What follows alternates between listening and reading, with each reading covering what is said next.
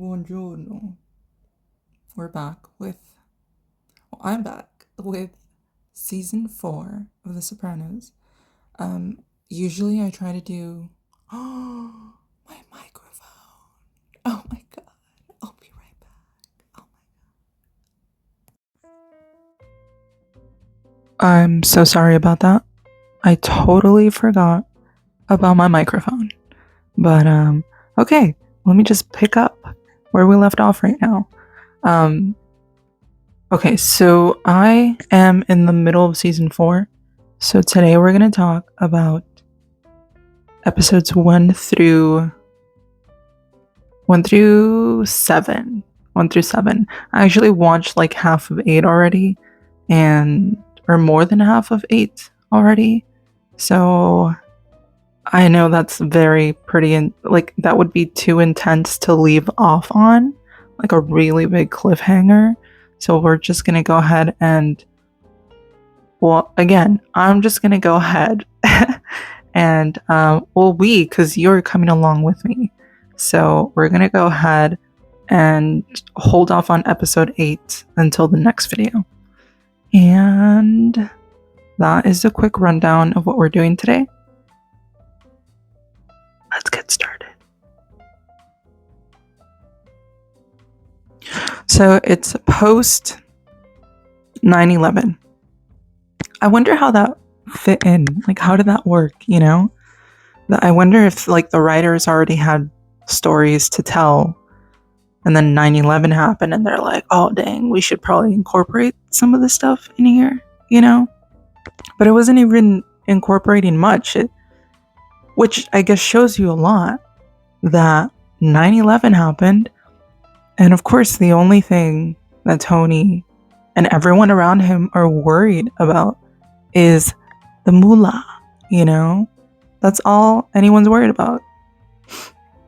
Which is so crazy, because I remember, like, I was little when that happened, but when that happened, you know, there was that constant thought of like, oh my god, it's gonna happen again somewhere, blah blah blah. Which I don't know, if he mentioned any of that, just let me know. If I'm fucking up, you just let me know. It's alright. I'll take the L. I'll take the L any day. I just want to make sure I'm getting it right. But yeah, that's crazy, right? So Carmela is freaking out. Finances, you know, are not looking great for her. Junior is getting bills on bills on bills. At this point, it's what, medical bills and his lawyer bills, right? So it's a lot of money that he needs. And yeah, Tony starts freaking out on his guys. He yells at them because they're not generating any additional income. Like, business is not growing, right? It's just kind of staying there, or they're losing money, or what the fuck, right? So yeah, man, it's crazy. That's a lot of what I got from the first episode. And then what? Ralphie and Janice. And we already saw that happening, right? We saw glimmers, or a glimmer of that, in the last episode of season 3. Because it's like Jackie Jr.'s like funeral, right? Or afterwards. And like Ralphie is talking, and Janice is like, and it's bad.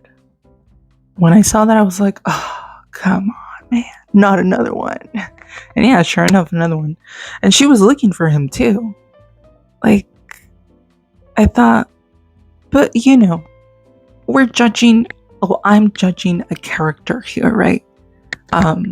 But I mean, she's flawed. We know her flaws. But I think the reason that we want to judge is because, or the reason that I want to judge is because she's not learning from her mistakes. Like, dude, like, you're not realizing that your brother had to clean up the mess that you made in your first relationship because you couldn't control your temper. Yeah, you got hit, but it doesn't mean you had to murder. Like, she wasn't even thinking about it. That's what I'm saying, right? So yeah, let's judge her. It's all right. We could do that here. But also feel bad for her because we also understand that she's feeling human emotions and she's never been taught how to deal with them.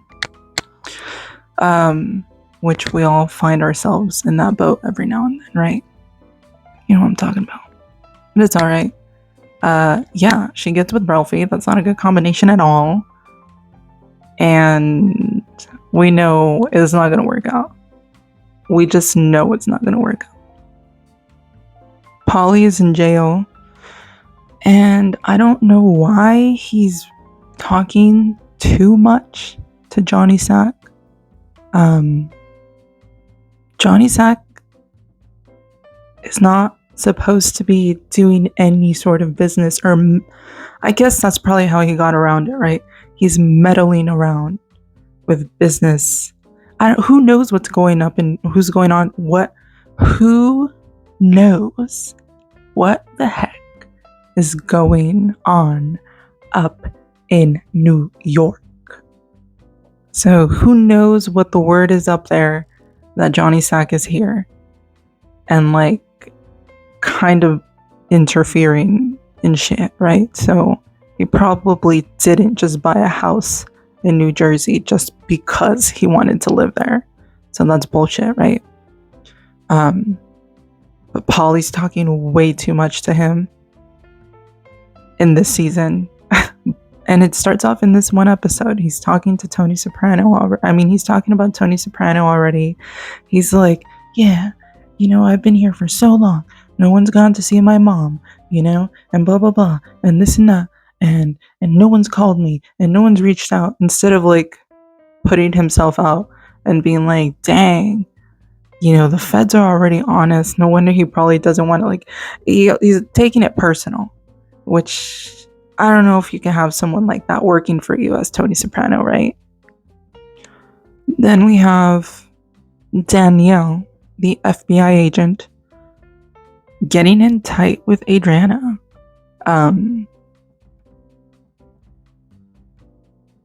Adriana's too nice, man. She got her talking about the Jimmy Choos, talking about the shoes and stuff. She got her too easy.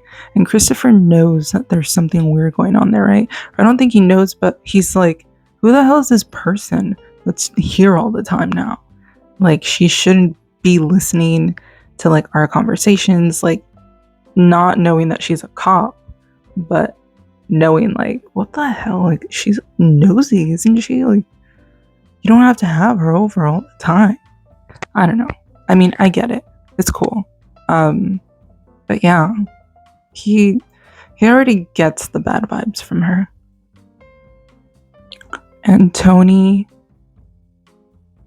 gifting, because it is a gift to them, right? Or it is a gift to Christopher. Tony gifting Christopher the information of the cop that killed his dad, supposedly. Okay? And also, supposedly, which is something I think we should talk about. Like, Christopher is already like, my dad, because he didn't get to meet his dad.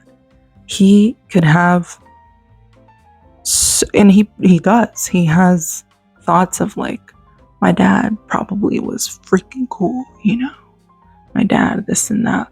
And he never got to meet him, so he doesn't know. Right? And he hears a story, or he somehow heard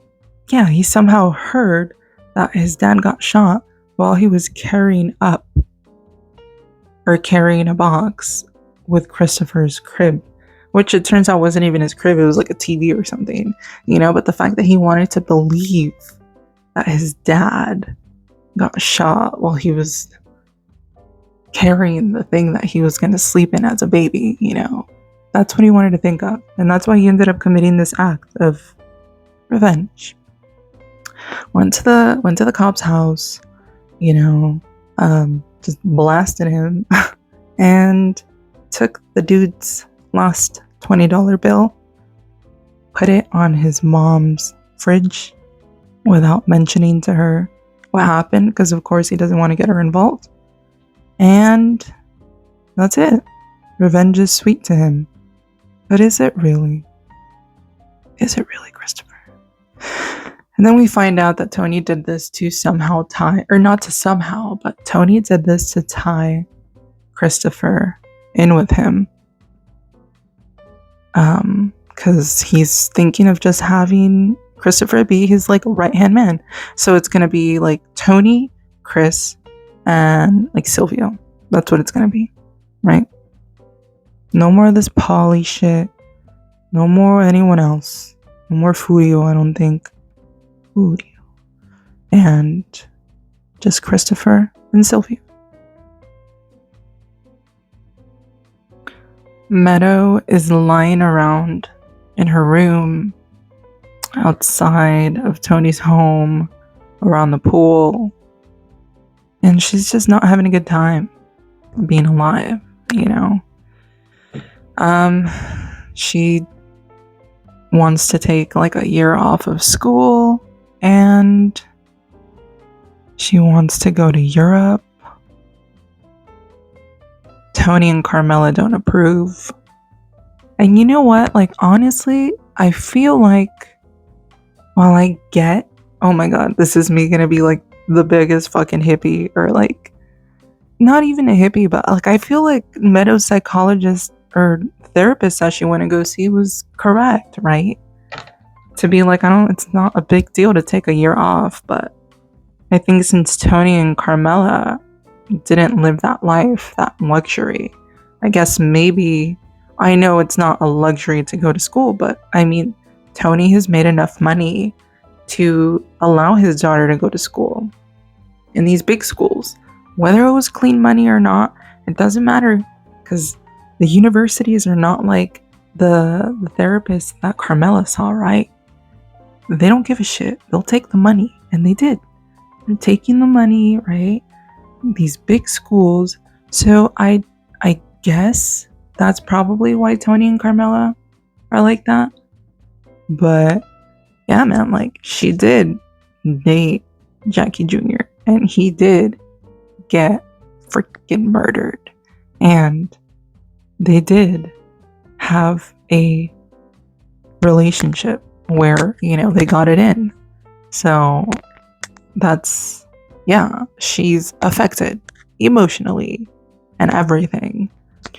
So Christopher gets bumped up to acting capo, and Patsy doesn't like that. He doesn't like the sound of that. Why? Because he's been there longer. It should be about seniority, right? This whole thing happens, and then Silvio ends up thinking the same thing. He's like, what the hell? I've been here longer, right? I mean,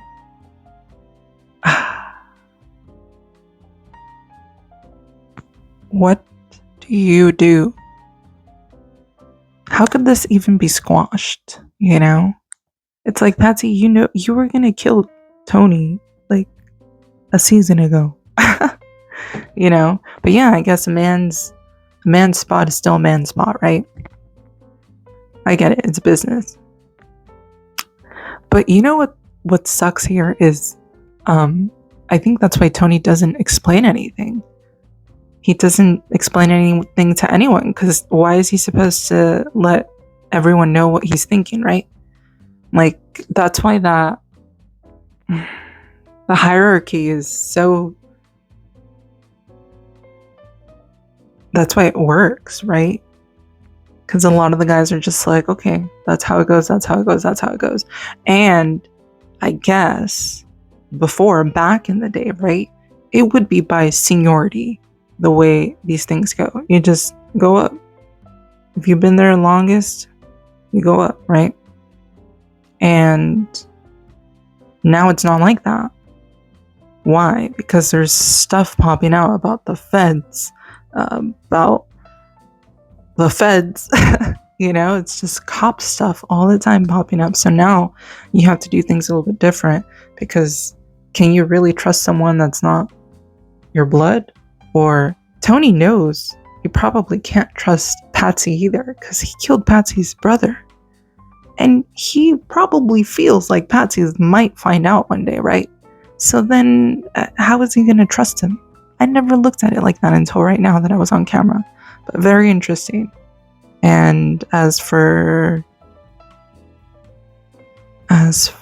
who, Silvio? It's just not his blood. But maybe Tony should explain that, right? I don't know. This is the episode where we get Ralphie making a joke about Johnny Sack's wife. Well, Ginny, about Ginny's weight. Or just about how big she is, right? And everyone in that room laughed. Everyone. So, why Polly found out about this and then later on was like, I'm gonna tell Johnny Sack? You knew he did it for something, right? Because, come on. He's trying to ruffle his feathers. He's trying to be like, oh, all these guys are fucking up. You know? He's trying to be like, can you believe it, Johnny Sack? They said that about your wife. And they laughed. And you just don't talk about another man's wife. You know? This was interesting. This was an interesting... I don't know.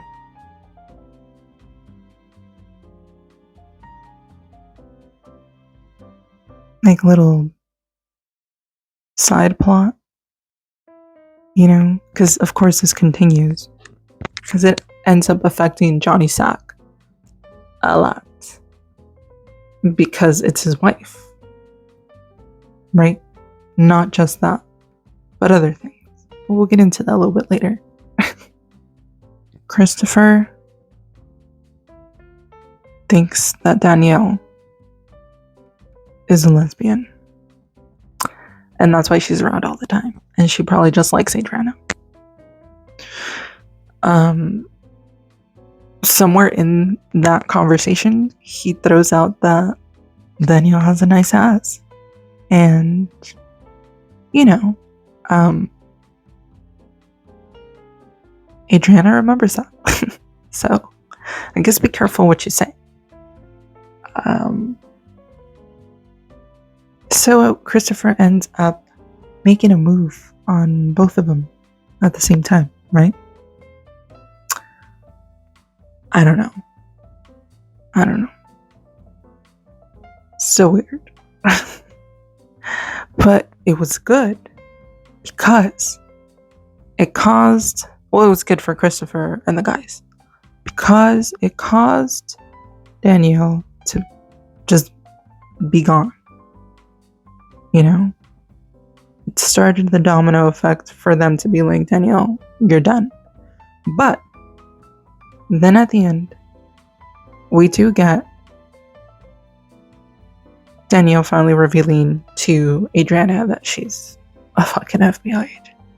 And now she has to like work with the FBI. Oh, she's gonna go to jail. And then Adriana is like not feeling good and she just pukes on the freaking table with what is it? Danielle and the other two guys. So gross, but so funny. So gross, but so funny. That was really nasty too, because you see it like go into the guy's mouth. What is that guy's name? Like the FBI director. It goes like in his mouth, and you're just like, ugh. It's too funny. The biggest thing in this episode was this whole, Native American people are like protesting against Columbus Day. And Columbus Day is like a big thing to Italians. You know what? I'm sorry. Call me dumb or whatever. I did not know that. I didn't know that Italians felt so strongly about Columbus Day. I mean, of course, after watching the show, I understand why, but I didn't know that. That was not in my brain. Probably because, I don't know, maybe I'm not Italian and I'm not from the East Coast and I'm not around many Italians at all. But yeah, I didn't know that. That was interesting. That was just very eye-opening. I was like, oh, I never looked at it like that because I didn't have to, but once I was sitting there in front of the TV, I was like, And then we get Tony talking to Silvio, because Silvio's taking this whole thing pretty personal, right? Like, he wants to keep fighting it. He's taking guys out with him to be like, hey, Columbus was a hero, so it was pretty crazy. Very crazy. We get this dinner where it's the Soprano family versus the Lupertazzi family. And in for Carmine is Johnny Sack. And Johnny Sack already freaking knows about the joke that Ralphie made. So he's being a dick to Ralphie, but he's not leaking any information about why yet, right? So, in this meeting, Tony gets screwed. He has to give more money to New York at this point. And that makes him think, like, how do you know so much about this shit since you're not supposed to know? You're not supposed to know about this little extra profit. You're not supposed to know about exactly, whatever. So he realizes something else is going on the inside. It's not tight anymore. There's a little leak. So his mind has to start going again. And yeah, he's gonna start going crazy again. Because that's what happens, right? When he has to be like, oh my god, someone else. And he's trying to get rid of this extra stress by letting go of these guys. So I guess in his position, he's doing the right thing for what he has to get done and the stuff that he has to do, right? Because he sees that trusting in any of the other guys is obviously not good for him and for his business. Bobby's wife has his way. And the crazy thing is that he gets mad at her, like, while it's happening, or while it already happened, or the same day, or whatever, around the same time that it happened. And he feels so guilty over that, right? Because he shares that with Janice, sorry. He shares that with Janice, and she's just kind of like shocked, which is so crazy. She's so shocked to see this dude with like real emotions, because she's never seen that shit, right? She's like, what? She didn't even know what to do. And then she is thinking she's into him now. I don't know. She breaks up with Ralphie, but it wasn't even like an adult breakup, right? She just decides to get mad at him for something really small and like use that as the excuse to like get rid of him. While he's coming into her house with his briefcase that is empty.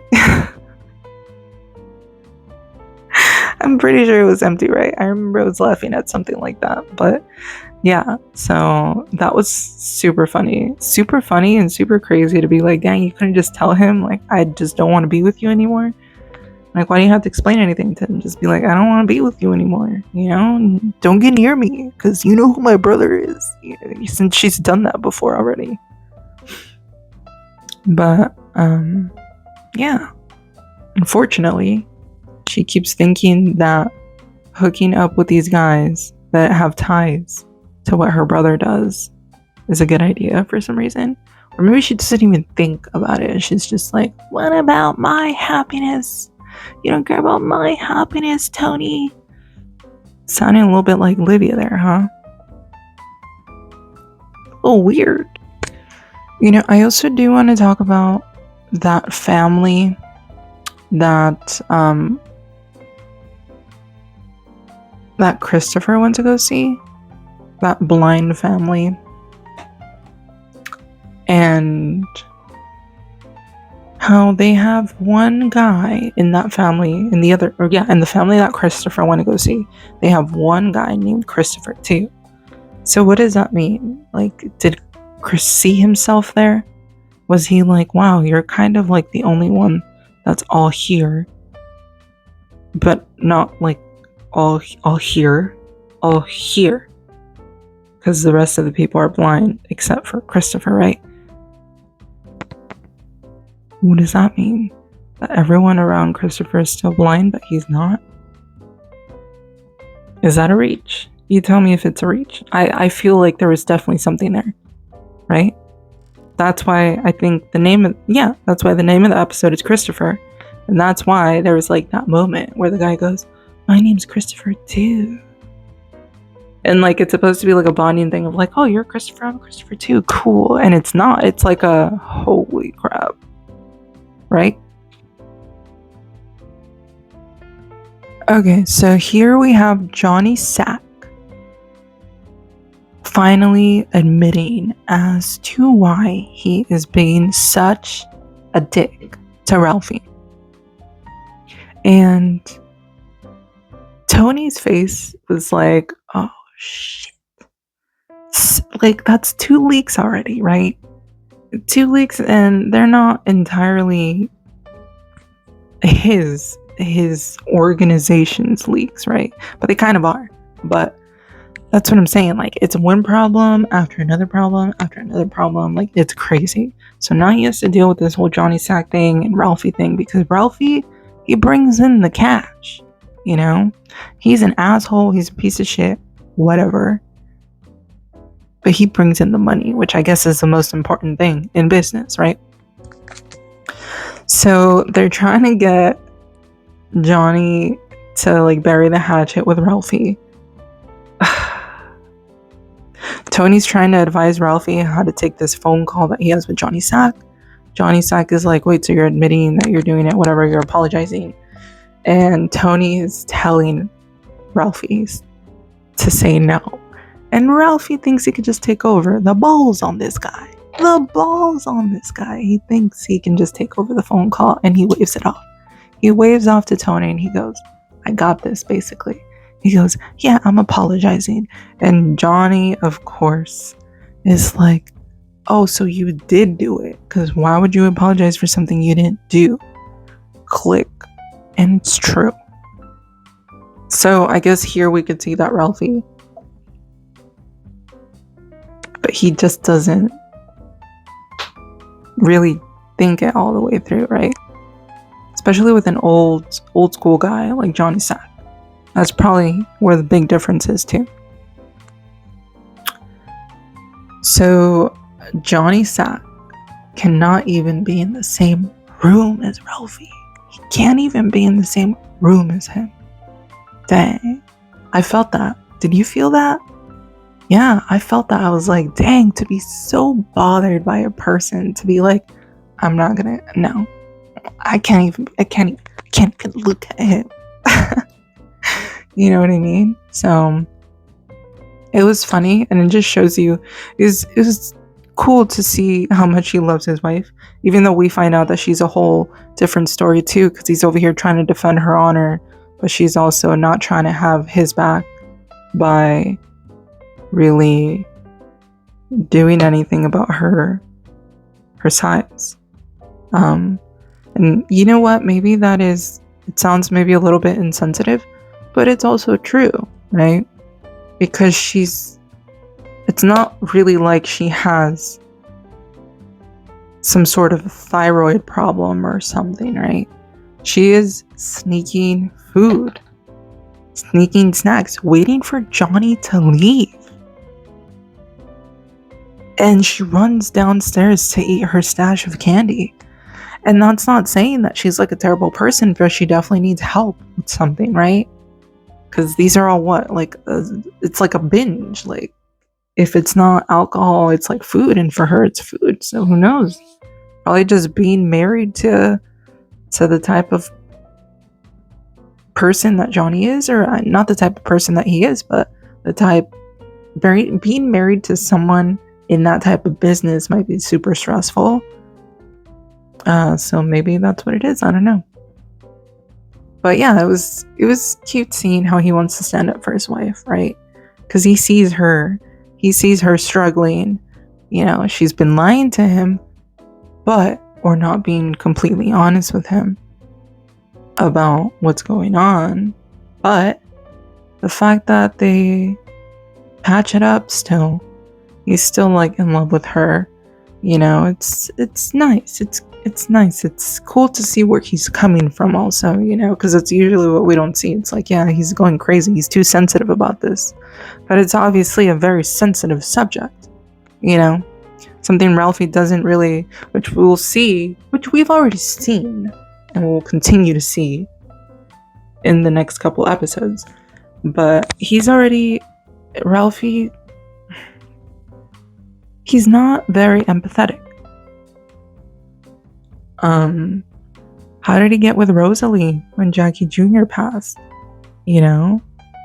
He was like, dude, I just can't even stay here. Like, this is too much for me. Like, and I don't know. That's just Ralphie. He can't get too emotional, you know? Until later. We're getting something very strange going on with Carmela and Furio. And we've seen it. It has been foreshadowed, right? She's talked about him at the gym. You know, she got him a date and then seemed a little bit jealous or a little bit uncomfortable when she saw Furio holding hands with a girl that she set him up with. And now it continues. Furio has a housewarming party for himself. Him and Carmela end up dancing at the end. It's very intense in front of everyone, but it's not like a overly like sexual thing either, you know. It's just intimate. So that's happening. And at the end of the episode, I think Meadow is like listening to like the song that Furio was playing at his housewarming party, and Carmela hears it while she's trying to do the deed with Tony. And yeah, then they're gonna do it, and like Meadow had already turned off the music, I believe, but she keeps hearing it because now she's thinking about it. She's thinking about the dance and Furio. And now this is trouble, man. That's no good. Vic was one thing. This one is just no good. You know?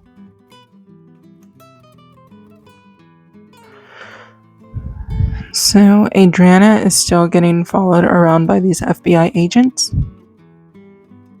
And she now realizes what's going on. So she goes home and she starts shooting up. Poor girl, man. Because what do you do? And at the same time, does she trust her boyfriend enough to tell him what's going on? No, she doesn't tell him anything. Because she's probably like, dude, they're gonna kill me, right?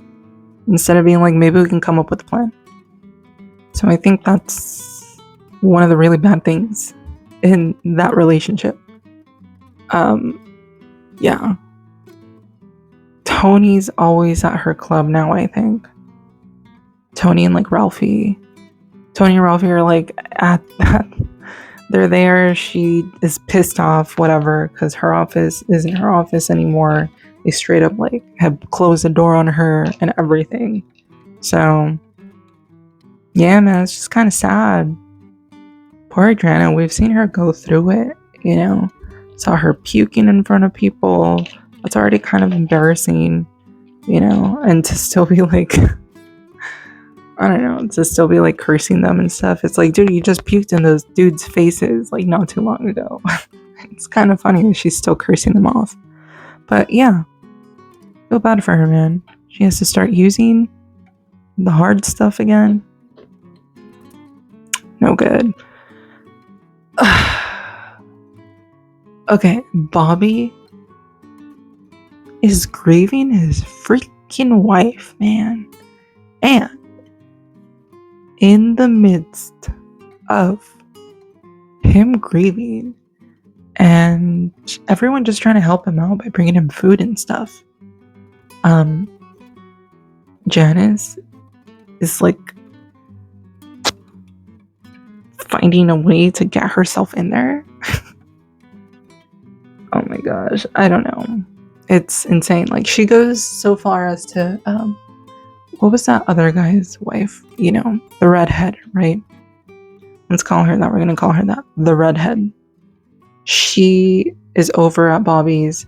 And all these women, all these single women right now are so, like, infatuated with the idea of Bobby. Probably because of what he does. So they know they're always going to have money, right? Or maybe they just like that life also. Knowing that their partner is kind of like in this like underground dangerous business, right? So Janice is like fighting her way to the top right now. She doesn't even give the food that this redhead gave to Bobby and his family. She doesn't even give it to them. Like, she is physically pushing her stuff away. As like, she will not even feed it to Bobby and his family. She gives it to Junior. So crazy. And she's like, she wants to be there for him. And she's also pushing him to like get over his dead wife. Like,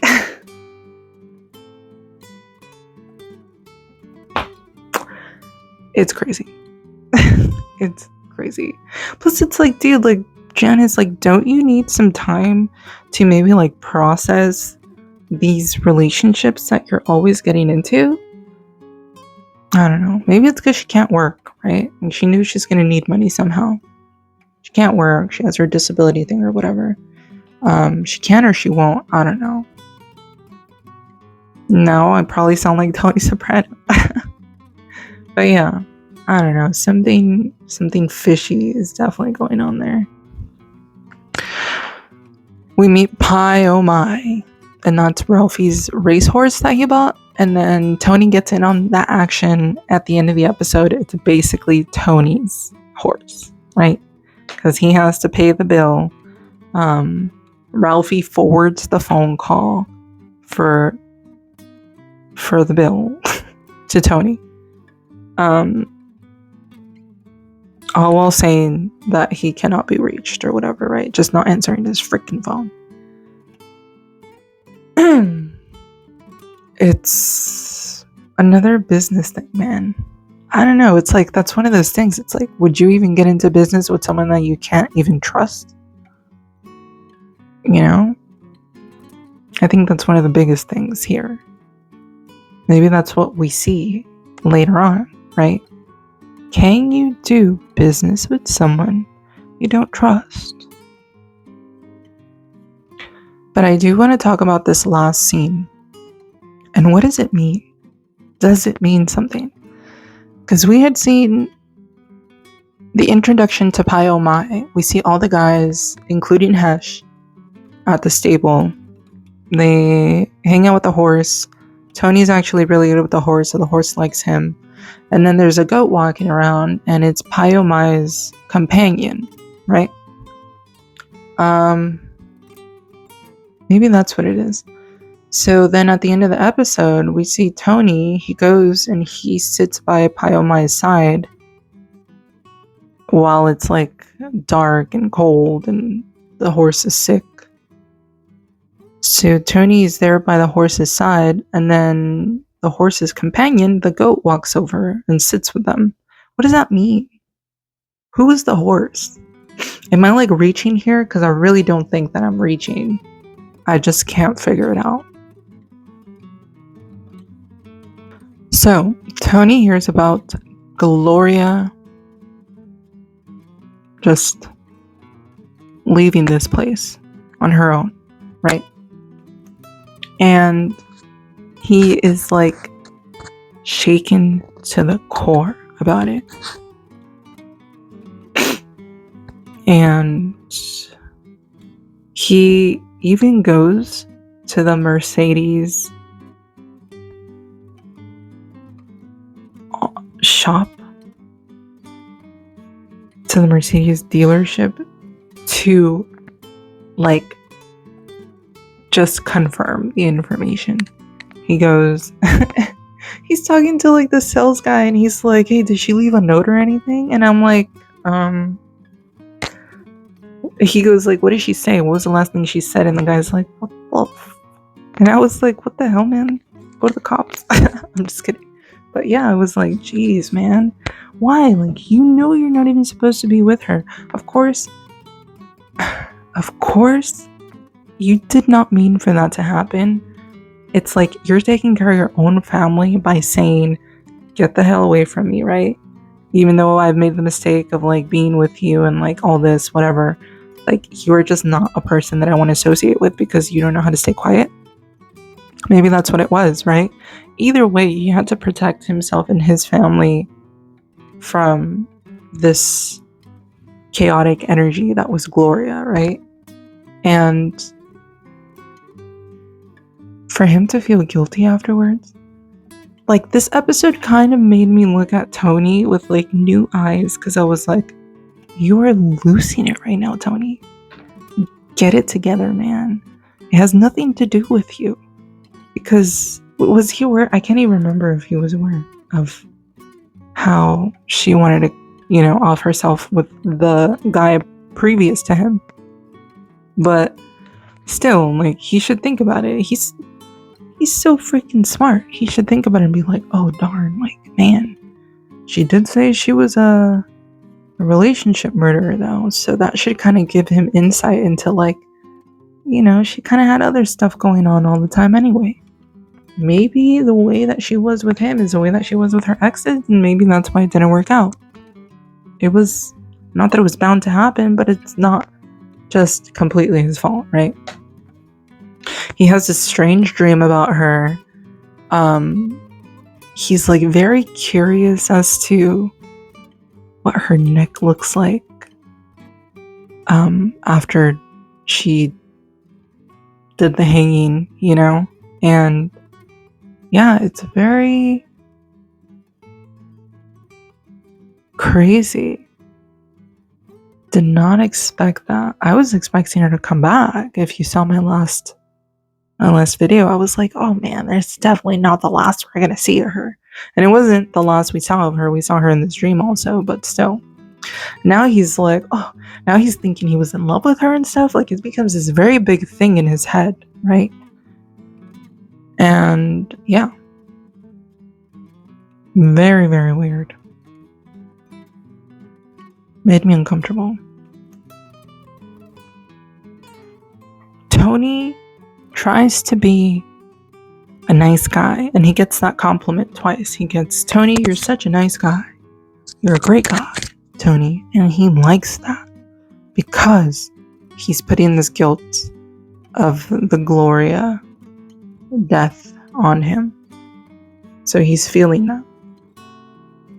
So he wants to hear, you're not a terrible person. He wants to hear, you're a great person. Oh my God, you're such a nice guy. So he's getting like a high off of it, right? Because he doesn't want to feel like he's toxic. Because that's what he feels like. He says it twice. AJ's dating this girl, Devin. And, so all of his friends are kind of like romanticizing AJ's life, because it's so crazy. Everyone knows who AJ is. Everyone knows who AJ's father is. Everyone knows what sort of business AJ's father is in. So it's crazy to see how they're like, hey, how come you don't have that Don Corleone money, And AJ's like, oh yeah, I guess we have pretty good money. And then he goes to Devin's house. Oh, freaking Devin's house is like humongous. Her dad collects Picassos for fun. That's what he does. He collects Picasso. While AJ's mom is just spending a couple grand on clothes, which I guess for them is like whatever, right? These people are sophisticated. They're spending money on art. And they have a lot more money to spend too. So AJ feels like broke, man. He feels broke, and that's crazy. Imagine a kid like that feeling broke. He has a conversation with Devin about it pretty much is about minorities, right? Or people that live in the hood. And they're like, oh, but these people, they keep having kids and they put it upon themselves. And I'm just like, holy shit, man. This is really how people talk. That's crazy. That is crazy. It's just, I've never seen anyone talk like that. Maybe in movies, but yeah, definitely freaking crazy to see some teenagers saying stuff like that. You know what I mean?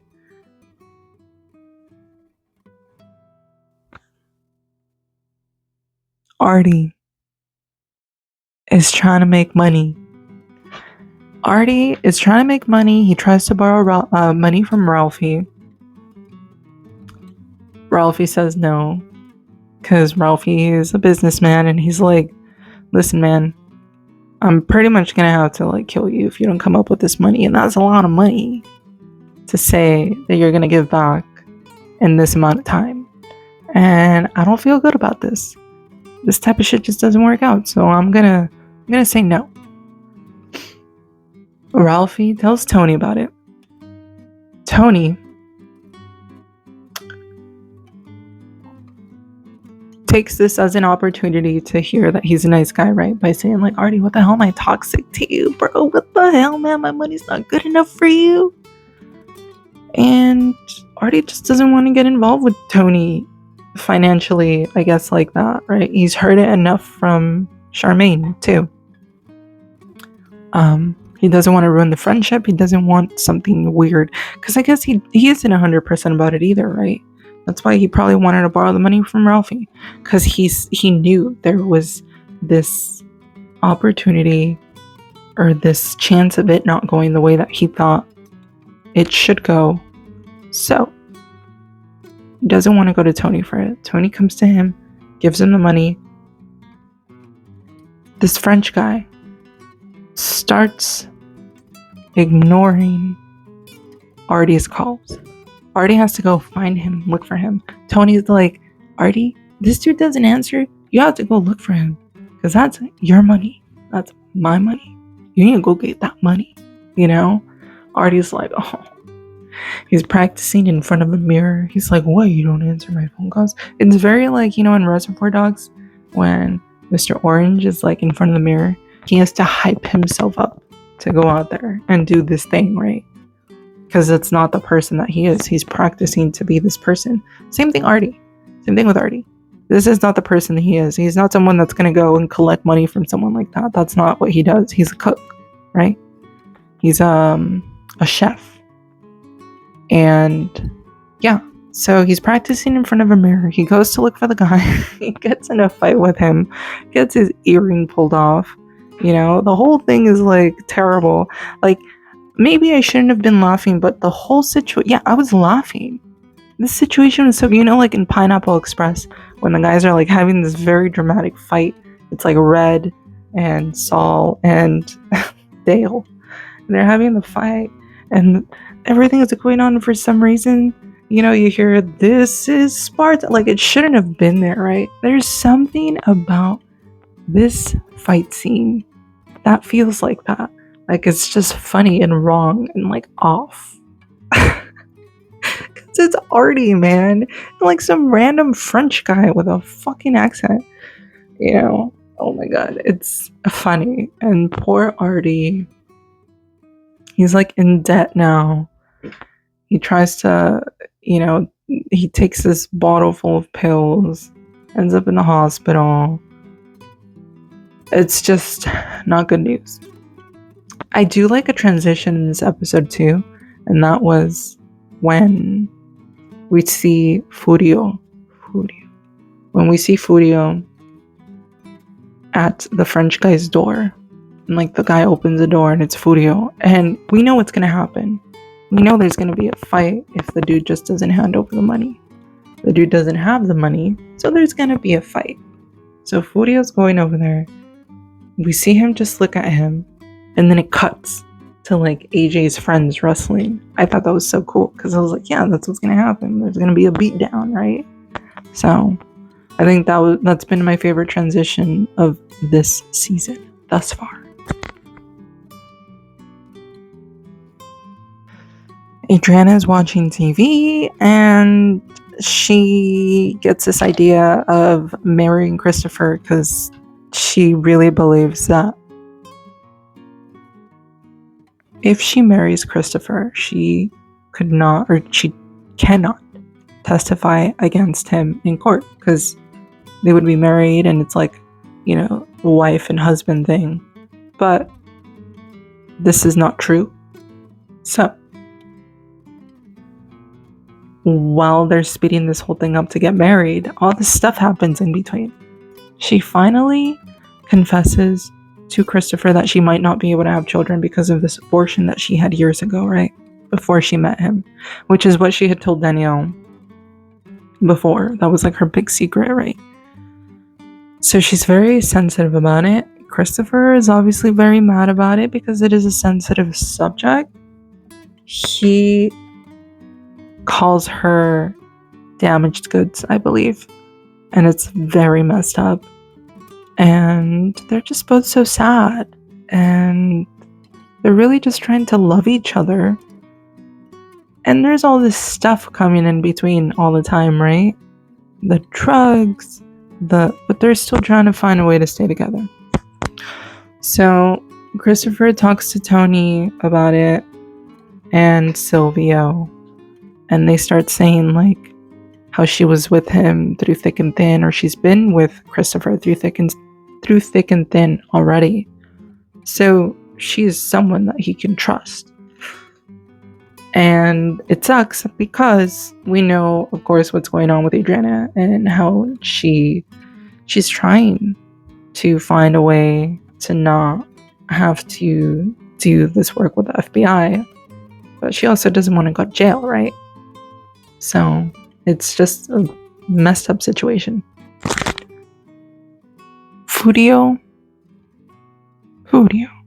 He tells Carmela. Okay, so he calls Carmela just to tell her that he got photos from his housewarming party printed, developed, and he tells her that there's one of her where she looks really pretty. Come on, what's going on? What's going on?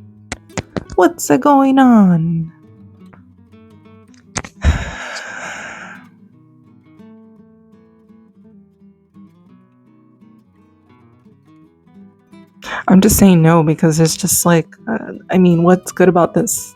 Just that they like each other and they can hook up. Like, there's just so much stuff. The ties that bind. It's just,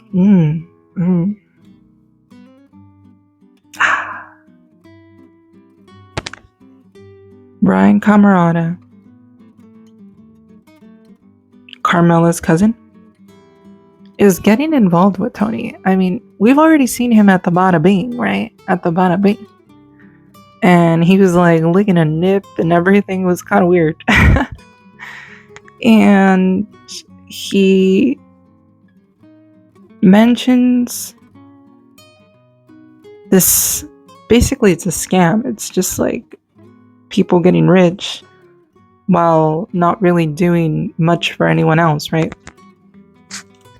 Basically buying up these houses in these neighborhoods under the guise of fixing them up and for them to be used for the people in the neighborhood or in the community that need help. But nothing's going to be done, right? They're just going to take the freaking copper and all the valuable stuff inside and make money, whatever.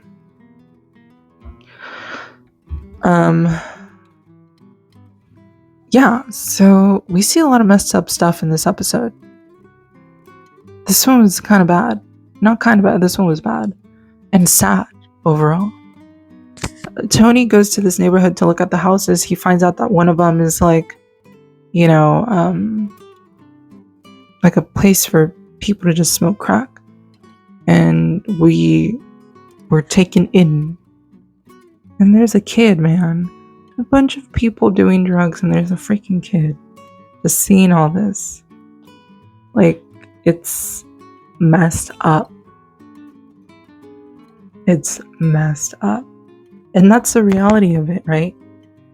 Like, you know, this, it's not the same way of like, I didn't know Columbus Day was like a big deal for Italian people, but it's like, I've never seen that reality, and it was just like sprawled out in front of me, and it hurt. It sucked. And it sucks because that's how harsh shit is. And Tony's like, listen, I'm not gonna get my people to go over there. You get someone that should be there. So basically he's saying, get some of your people that are already from there, get some black people that are already from there, and get them to go in there and beat up the other black people. And that's what happens. And you get some misguided hooligans drive up. And it's just kids, man. It's just more kids. It's like teenagers who think they're bad and everything come up and clean up the place of these people. And yeah, it was crazy. And then we see Zellman and Tiffman. We see them feel bad about it, but kind of just laugh it off and go to dinner and shit afterwards. Because I guess they used to fight the good fight back in the 60s, you know. And they're both living well. So there's just so many different perspectives that we can see here, you know, all of them. And I don't know. It still has my mind kind of like spinning. I'm sure after I record all this, I'm also going to be like, dang, you know what else? It was very shocking, you know. We find out that Zellman is with Irina now, and that is Tony's past Gumar.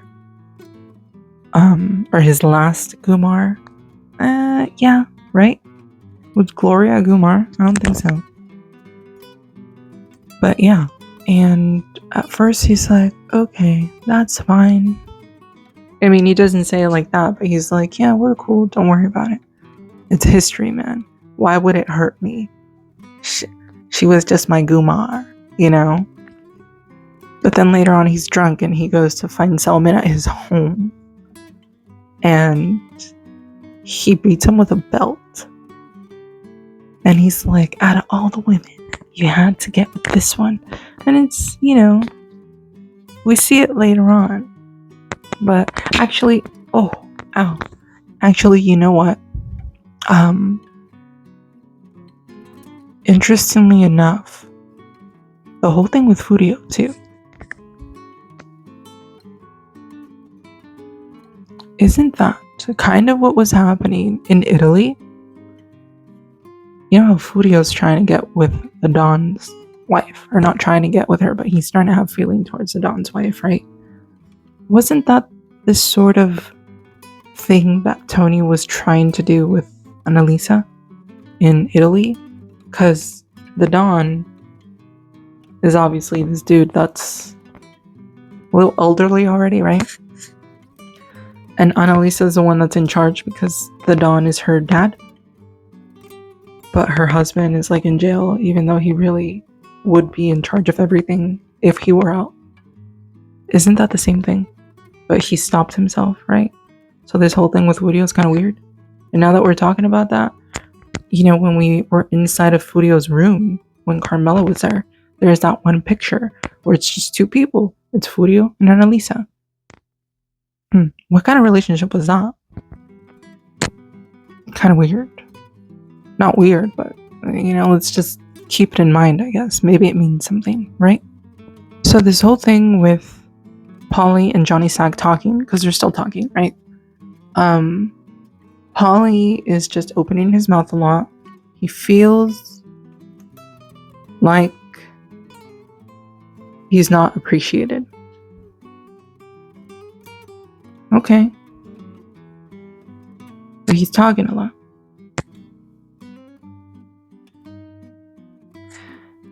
And Johnny Sack is still stringing him along also. Knowingly, Johnny Sack is not dumb. He's knowingly forming this little alliance, right, with Polly. So, I mean, I don't want to say, maybe this is all foreshadowing, but it's kind of already like written in stone that they're looking for a way to get to Tony. If it's not the feds, it's someone up in New York, or something's going on here with Johnny Sack and Polly, and who knows who else, maybe Patsy. There's a lot of stuff going on, and it's scary to be Tony Soprano right now. But Johnny Sack strings Polly along by saying, and he said it, I think, multiple times. He said, Carmine thinks very highly of you. And he's talking to Polly. So what does that mean? What is he trying to say with that? Is he trying to say, he's basically trying to say, listen, if anything happens with your crew, I can bring you up. Or listen, if you give me just the right information, if you stay tight with me right now, I can get you up here in New York. You'll be earning big bucks. That's what's going on, right? We also see the disconnect between like AJ and Tony. And I mean, I don't know, to say that it's not obvious why there's a disconnect would be totally wrong, because I mean, they don't really spend any time together, like every now and then. Of course, we don't get to see the day in the life of Tony Soprano like every day, right?